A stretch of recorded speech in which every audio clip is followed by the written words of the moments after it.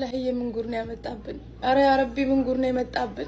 እኔ ምለው እስቲ የትኛው ቁጭ ያለው ጡቷ ወይስ ቀሚሷን ያጨናነቀው ዳሌዋ አማለሁ ነው የነገ ተስፋዋን እንድታጨልም ያደረገክ? ምንዋ? አረ የሰው ያለ ላላህ ብላችሁ አረ ምን ጉድ ነው? ምንድነው እነዚህን ፈቶ ይለቀቀብን ወገን? አረ ምን ጉድ ነው የመጣብን ላላህ ብላችሁ? እስኪ ምንዋ? ስንት እህቶች እኮ አሉ ትዳርን የሚፈልጉ ስትርን የሚፈልጉ እነሱን ትቶ ህፃናት ላይ እንዲህ የሚያረጋችሁ ምንድነው? አረ አላህ ምን ጉድ ነው ያመጣብን? አረ ምንድን ግብረ ስጋ ግንኙነት የምታደርጉ ትክክል ናት እኮ ባይዘው እኛም ይሄንን እኔ ይሄ ነገር ባይዘው ሐቁ ልንጋሽ ነው። ይሄ ነገር በጣም ብዙ ጊዜ ውስጥ ያድሯል። የዛሬ አመትም ትንሽ አንስቼ ነበር አረቴ ምናምን ብሎ ተጫጫሁብኝ እንጂ ትልቅ ሰው ህፃን ልጅ የለውም እንደሱ የራሱ ህፃን ልጆች እያለ የ9 አመት ልጅ እሸት ልጅ ገና እስከምትታመም ድረስ በዚህ ዙሪያ የሆነ ታሪክ ልንገርሽ። ነብዩ መሐመድ ታሪክ ነው አይደል እያወራን ያለ ነው። ስለዚህ ነብዩ መሐመድ እሳቸው በ54 አመት ሆኖ የ9 አመት ልጅ ግብረ ስጋ ግንኙነት ሲያደርጉ ልጃቸውን ፋጥማን ግን እንደውም ትልቅ ሴት ናትና ለጋብቻ ሲጠየቁ ልጅ ያልደረሰችው ብሎ ከልክሎ ነበር። ልጅ ያልደረሰችው ብሎ እንዳውም እሷ ከምንም በላይ ከፈለገ እንግዳ ጋር ቢኖር እሷ ስትመጣ ብድግ ብሎ ግንባራን ይስማታል። እንደዛ አይነት ነገር ነው የሰማው። የራሴ ልጅ ምንድነች? ሰው ልጅ የራሱ ልጅ በሚወዱን አሁን የሰው ልጅ ማክበር ያለብን ተጣጣልን።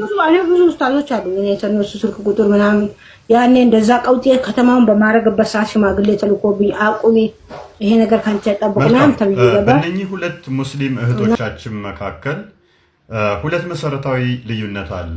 የመጀመሪያዋ ቁርአኗንም ሐዲሷንም የነብዩን ሱና ምንም የምታውቀው ነገር የለም። ስለዚህ ህፃናት እንዴት ነው እሱ ወንዶች የምታገቡ የምትገናኙት ገና ጡታቸው ጉች ያላለ እያለች አምረራ እየተቃወመች ነው። ይሄንን ያልኩት ሐዲሷን ስለማታቅ ነው። ሐዲሷን ብታቅ ኖሮ ነብዩዋ በ56 አመቱ የ6 አመት ህፃን ልጅ እንዳገባ ይሄንን ብታነብ ኖሮ ምን ዋጓብቷችሁ ነው እያለች እንደዚህ አትናገርም ነበር። ሱነን አቢ ዳውድ አንድ ላይ እንዲህ ይላል ናሬትድ አይሻ እንደተረከችው the messenger of Allah married me when I was 7 years old ያላ መልእክተኛ በ7 ዓመት ያገቡኝ። the narrator ሱሌማን said or 6 years ተራኪው ሱሌማን ምን ይላል? ወይንም በ6 ዓመቷ he had intercourse with me when I was 9 years old በ9 ዓመቴ ላይ ግብረ ስጋ ግንኙነት ፈጸመብኝ ትላለች ህፃኗ አይሻ። አንቺ እንዳልሻት ገና ጉች ያለ ጡት እንኳን የማይኖራት ማለት ነው። እንግዲህ የ12 ዓመት ምናምን ህፃናት ግንኙነት ተደረጉ ስትባል ምን ዋጓግቷችሁ ነው እያለች አላህ ድረስልን እያለች ነው። አላህ ደግሞ ምን ይላል? ላንቺ ጥያቄ አላህ ምን ብሎ ይመልሳል? በፍቺ ምዕራፍ ላይ ሱረት ተሪም 65ኛው ሱራ ማለት ነው 4ኛው አያ ላይ እንደዚህ ይላል እነዚያም ከሴቶቻቸው ካደፍ ያቋረጡ በኢዳቸው ህግ ብትጠራጠሩ ኢዳቸው 3 ወር ነው ይላል። ሴት ልጅ አደፍ ልታቋርጥ የምትችለው ከ40 ምናምን ዓመት በኋላ ነው። ሶስቷን አግብቶ ለመፍታት 3 ወር ጠብቁ ይላል። እነዚያም ገና አደፍን ያላዩት ኢዳቸው እንደዚሁ ነው ይላል። ምን ያላዩት?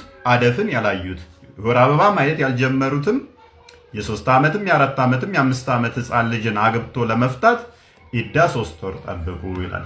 የኛው ቁርአን ላይ ደግሞ ህፃናቶችንም ይላል።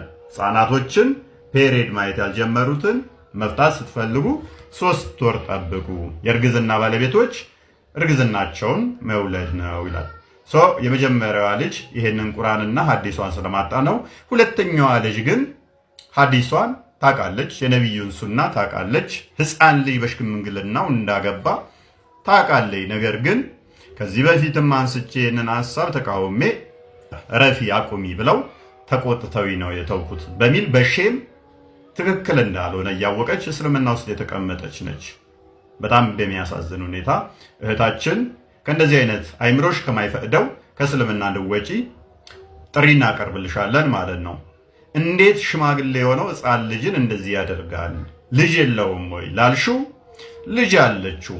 ልጁን ግን ከ15 ዓመት እስከ 18 19 ዓመት የሚሆናትን ልጁን ለ40 ዓመት ሰው አልድርም ህፃን ነች ብሏል። እሱ በ56 ዓመቱ የ6 ዓመት ያገባል። ከ15 ዓመት እስከ 19 ዓመት የሚሆናትን ልጁን ግን ሲጠየቅ አልድርም ያለ እድሜ አልድርም ብሎ እምቢ ያለ ነው። ከራስሽ ኡስታዝ ስሚው። ከ15 እስከ 18 ዓመቷ እንደነበረች ማን ያስቀምጣል? ኢብኑ ሳድ ያስቀምጣል። ስለዚህ በእድሜ ደረጃ ማንን ትበልጣለች? አይሻን ትበልጣለች። በእድሜ ደረጃ እንደምትበልጣት በጣም እሙን የሆነ ነው። በጣም ግልጽ የሆነ ነገር ነው።